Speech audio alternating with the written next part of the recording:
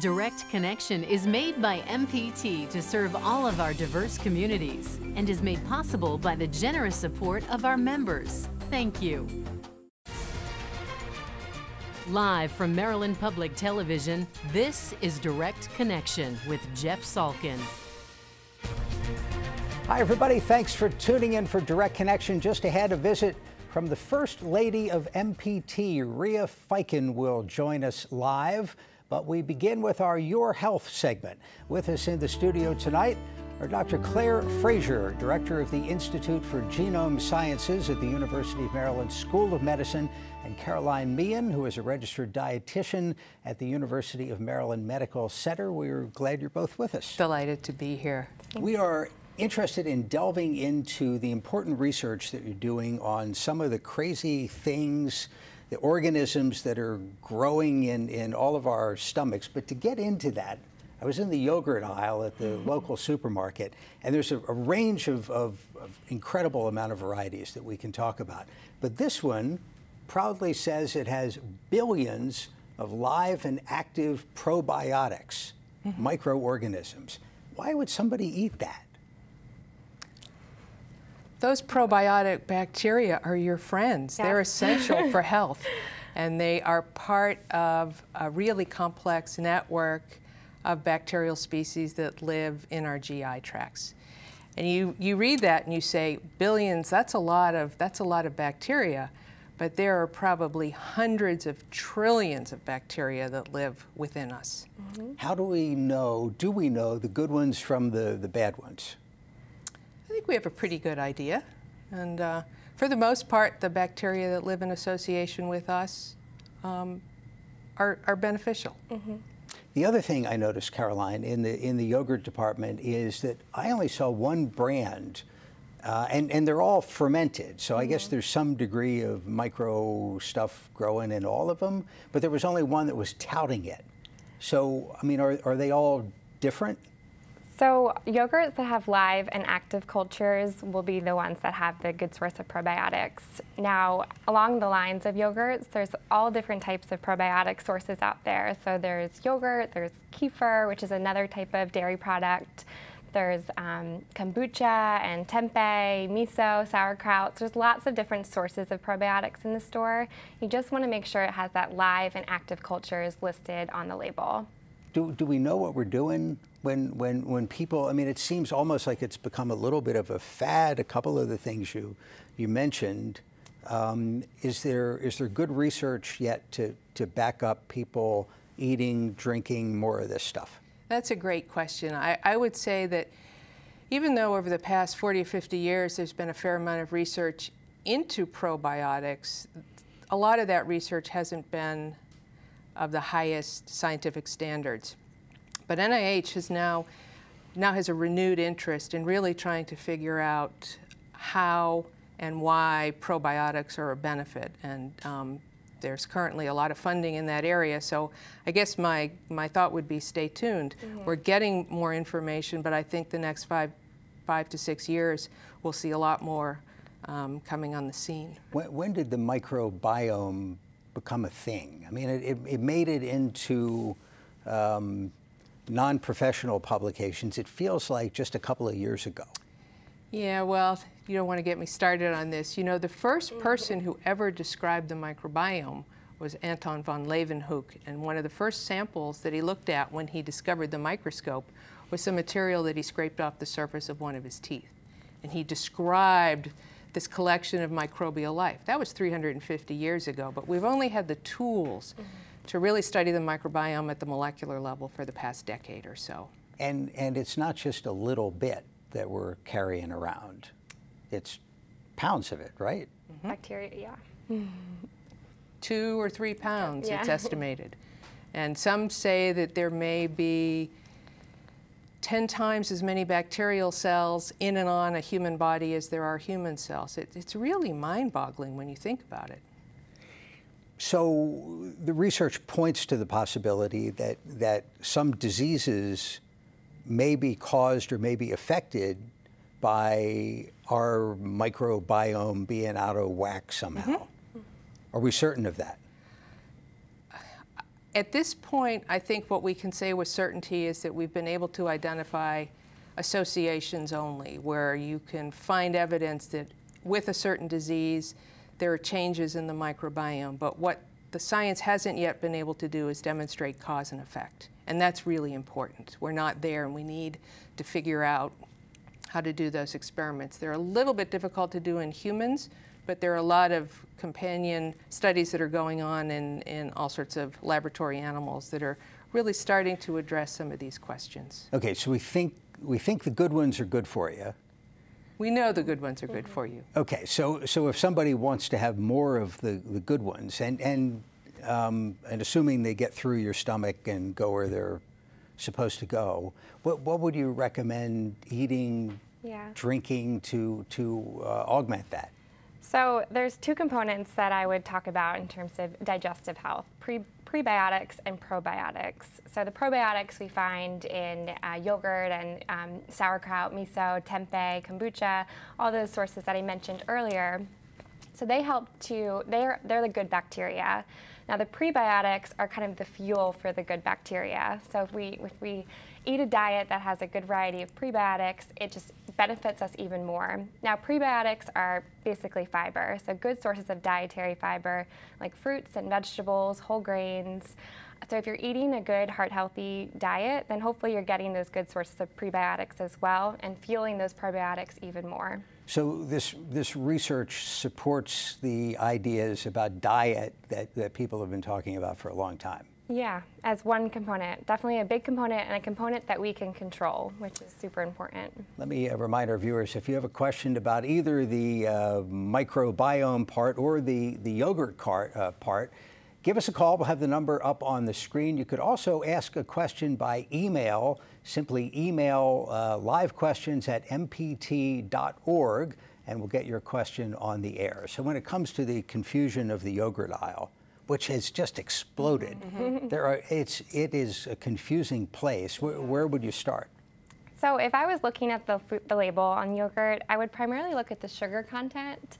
So yogurt does have many nutritional benefits, probiotics being one of them.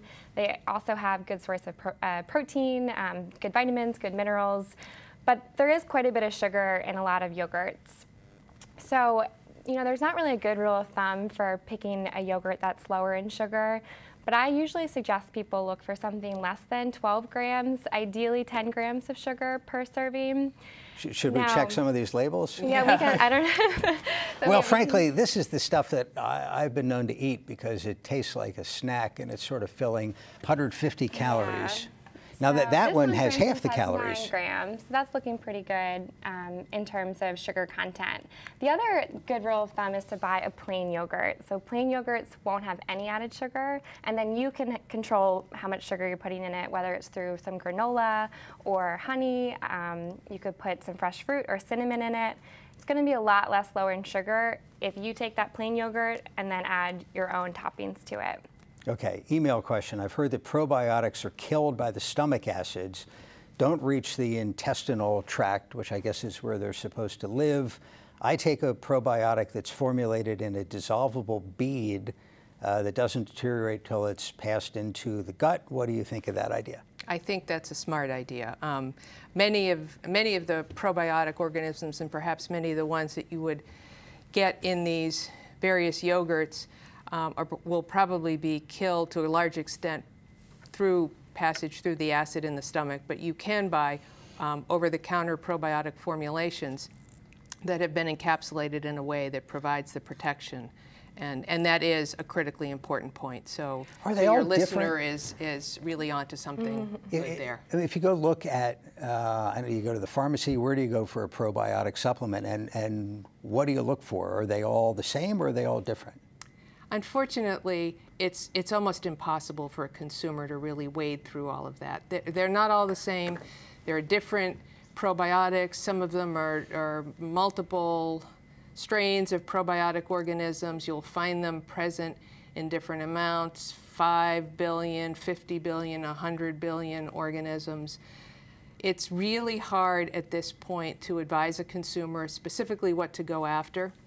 And dietary supplements like those, and that probiotics are considered a dietary supplement in that form, aren't subject to the same regulations through the FDA. So it's really hard for consumers to know. Let's take a phone call. Anne Arundel County. This is Tim.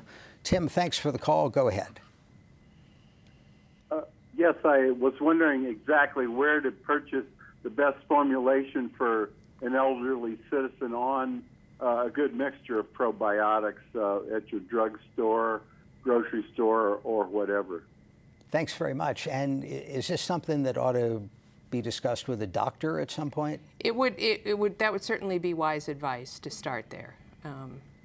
And I certainly don't feel that I'm in a position to be making that recommendation. So at some point, when this research is advanced 5 or 10 years, is there going to be a formulation?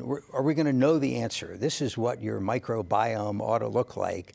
And if you take this pill patented by the University of Maryland School of Medicine, it's going to fix you right up. Is that where we're headed? I think that's absolutely where the field is headed. I think in order to really think about doing this kind of prescribing, we need to come up with the appropriate diagnostic tests that can monitor microbiome health longitudinally. So just as you go for a physical every year and have your cholesterol levels checked, you may very well have your microbiome composition checked. Sounds uncomfortable.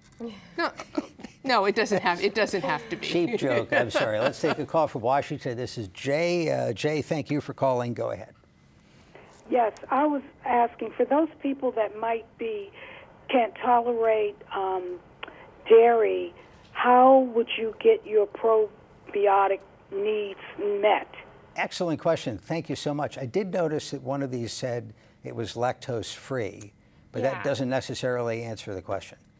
So yes, certainly there's a lot of non-dairy yogurt alternatives out there. And then if you can't find that or it's not available, some of them will say lactose-free, which will help with someone that has a lactose intolerance. Or alternatively, there's, again, like kombucha or sauerkraut, tempeh, which is fermented soy. There's miso, which is also a good source of probiotics. I'm interested in the idea that this one says it's 150 calories and this one says it's 70. Yeah. I'm assuming they put some sort of artificial sweetener in here. And what do you think about those from a dietitian standpoint and a microbiome standpoint? So I would probably suggest the higher calorie yogurt, especially if it's going to provide you with more satisfaction. So I guess it kind of depends on what your end game is. If you're looking for weight management, oftentimes the yogurts and different products out there that are lower in calories, they don't keep people as satisfied, which might lead to overeating later on in the day. So when it comes to yogurts and all types of products, I'd rather go for the real thing and then hopefully just find something lower in sugar rather than finding something that's half the calories and made with artificial sugar. The other thing about artificial sweeteners is that they have been shown to impact the gut microbiome in a negative way. So if you are looking for another reason to stay away from artificial sweeteners, I'm hopefully providing another one of those. But you know, an endorsement for sugar. Well, no, not an endorsement for sugar. To stay away from sugar, and not to assume that artificial sweeteners are without effect. A viewer wants to know if Greek yogurt has less probiotics than regular. Any idea? And how is Greek yogurt different anyway? So Greek yogurt has more protein typically than regular yogurt, but in terms of probiotic content, it should be relatively similar. Different yogurts have different probiotic strains, and some have more than others. So it kind of depends on the product, not necessarily if it's regular or Greek. Here's a great question from a viewer. How do antibiotics affect your gut bacteria? Oh my gosh. That's another whole program. That is another whole program, but antibiotics, I think of antibiotics as being like dropping a nuclear bomb into your gut. There's significant collateral damage, and you greatly reduce the number of microorganisms in your gut when you take antibiotics. And I'm not suggesting that when they're medically indicated, anyone should shy away from taking antibiotics. Interestingly, probably one of the strongest indications for probiotics is to take them along with antibiotics. They have been demonstrated with some pretty sound science to help maintain the numbers and the types of good bacteria in the gut, even in the face of a dose of antibiotics. Would it work to have some yogurt with your antibiotics, or does it need to be something stronger? I think anything would work. Oftentimes, doctors will prescribe probiotics in capsule form, but if you like yogurt, if you typically eat yogurt every day, then continue doing that. Is there a standard capsule form, I don't know, prescription or not, that that doctors go to for that? That's outside my area of expertise. I think there's a lot out there in the arsenal that a doctor could use. So, let's finish up talking about yogurt. Yeah, are there misconceptions? You know, before your time, there was this ad campaign, Dannon, maybe? I think it was Dannon. This is a long time ago. Yeah, we're showing our age. Yeah, absolutely. It had this community of people in Siberia or someplace who all lived to 100 years old, and they ate a lot of yogurt. So that's sort of ingrained in a lot of people's minds. Any other misconceptions about this stuff? So what I often hear is, oh no, I shouldn't eat yogurt, it's too much sugar. But that would be one misconception, because there is plain yogurt. There are yogurts out there that are lower in sugar. So I think that the nutritional benefits of yogurt outweigh the minimal sugar content in yogurt. Good place to leave it. Caroline Meehan and Claire Frazier, thanks for your time. Thank you. Thank you. Appreciate it. Now, MPT is gearing up for a brand new season of Chesapeake Collectibles. The fabulous Rhea Fiken will be here to tell us how you can become involved when we come right back. You guys were Hi, my name is David Healy, and the book that I chose is Hatchet. And this is a great novel by Gary Paulson. I read this years ago when I was a kid, about the age of the character in the book. And then I read it again as an adult and just really enjoyed kind of revisiting my childhood and also the story itself. It's about a young kid who's on a plane in Alaska and they crash and he is stranded on his own and has to survive. So it's a great story of man against nature and also this kid discovering that he's a lot stronger and resilient than he thought. And it's a great story today because it resonates with ideas about grit and self-reliance, so it never goes out of style. Vote now for your favorite book at mpt.org/greatamericanread. So you have no idea what the value of some of these pieces are? No, they've just been in the closet. You're going to be shocked. Bracelet, ruby and diamond bracelet, custom made, about $20,000 to $25,000. No. Oh my gosh.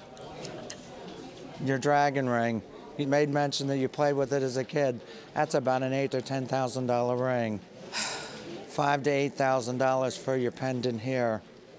Your unicorn pin, $15,000 to $20,000. Oh. So your sapphire fish, same. You're looking at $10,000 to $20,000. The bird in the hand, diamonds, emeralds. You're looking at $10,000 to $15,000 for these. Wow! Wow! This is incredible. Thank you for bringing that in today. Thank you so much. This is what makes us doing this fun. Thank you. Well, you've just seen a terrific clip from Season 8 of Chesapeake Collectibles. Joining us now is the host, First Lady of MPT, Rhea Fiken. I liked it best when you said the fabulous Rhea Fiken. You are, and will always be the fabulous Rhea Fiken. Well, and I think you were fabulous a couple of years ago when you got started doing the weather. Oh, that was just yesterday, right? A lot of years, so long ago that the only way we could find out any information about the weather was to call the Weather Bureau or Isn't to it use crazy a teletype. That, now, I can give you the 10-day forecast in 5 seconds. Yeah. Well, those were the days. The world has changed a bit, but there are people looking for information on stuff in their attics, family heirlooms that have been turning for years, 8 years now, to MPT's Chesapeake Collectibles season. So we're about to shoot season 9? Right. That's incredible. It's going to be August the 18th and 19th at Turf Valley. Okay, so what we do, a little showbiz inside information here, is the whole season gets shot in one weekend. It's incredible. That is the wildest thing about it. 2 days.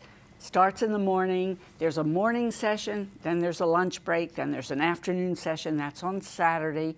Sunday, it's the same thing. And thousands of people come through. It's just, and it's very organized. Everybody has a really good time. They let you know whether they want to come in the morning or the afternoon, and it's an amazing thing. I mean, there are 13 shows that are done on those 2 days in the weekend. That is quite impressive. Now, if somebody wants their item personally appraised by Rhea Fiken, is that possible? Absolutely not. I don't know anything about it. In fact, over the years, I've had a couple. 8 seasons. You should be an expert. I know nothing about it. I'm as wide-eyed about the things that people bring in as the audience is. All right, let's tell people how they can get involved in this. So they have something that they want the professional appraisers to look at. A couple of ways to register. The best thing to do is simply go to ChesapeakeCollectibles.com to find out more. Right. There are 2 ways. One way is to make a contribution of $120, and the money that people give us for those contributions is the money that's used to produce the shows. Wow. So people who've done that in the past. Great. That's right. So they've really done a lot. And we also have a photo submission that they can find out about. Do we screen them? We must. I mean, because there must be a parade of things where, well, I'll ask it as a question. Is there something that everybody shows up with that they're convinced is the silver dollar that is now worth millions, that's just a silver dollar and it's worth $20? I really can't even answer that question because it's different every year. I don't really, because I am doing the openings and the closings of each show and a part in the middle. So I do one show after another, after another, after another, so I don't really get to see a lot of the guests. You know, the cool thing, though, is the community impact of it. I mean, when you started this, it was a little bit of a flyer. We didn't know how successful, we didn't know what the response would be. And it's just been a great way to connect the station to the community, and people enjoy it. It's helped out a lot of people. It has, and one thing that's incredible, Jeff, and I am amazed by it, is the number of people at the event who work here at MPT. I mean, they have 3 camera crews working all the time. It's a lot of people. 130 crew members and volunteers are there. So, and everybody's in a good mood. I can't understand that. Everybody's happy because it's fun. You just walk in and all the people there are bringing their things and they're looking at what other people have and they're talking to each other, and a lot of people will see me there and come over and talk with me, and it's just a fun time. There's probably a little bit of the lottery ticket thing in the back of some people's minds, like that this is the print or this is the old sword that is going to be the missing link in something. But otherwise, it's about learning something.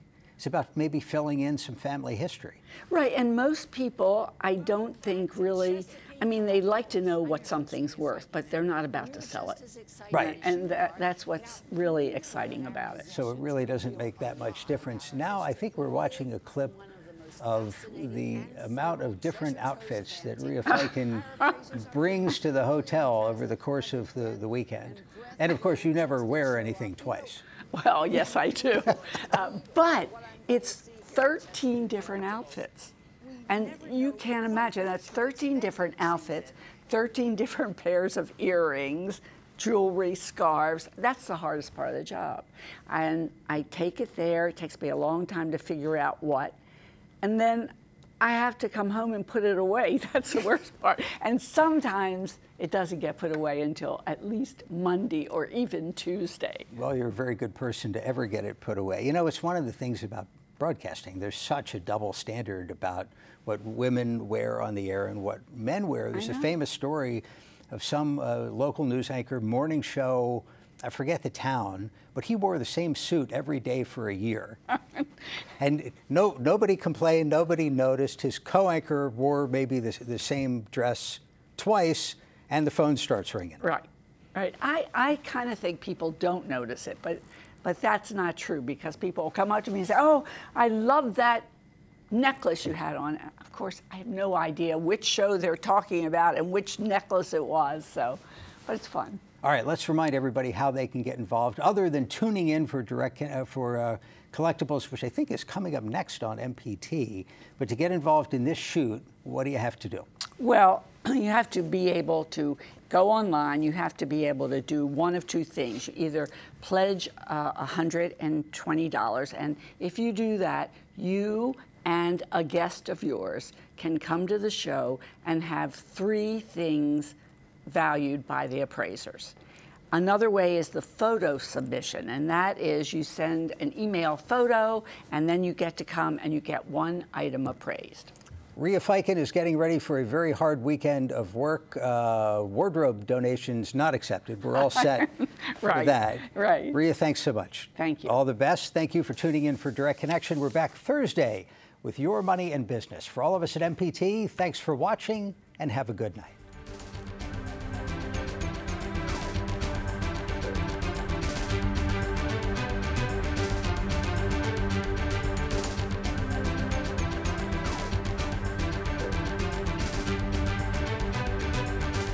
Your health segments are a co-production of Maryland Public Television and the University of Maryland Medical System.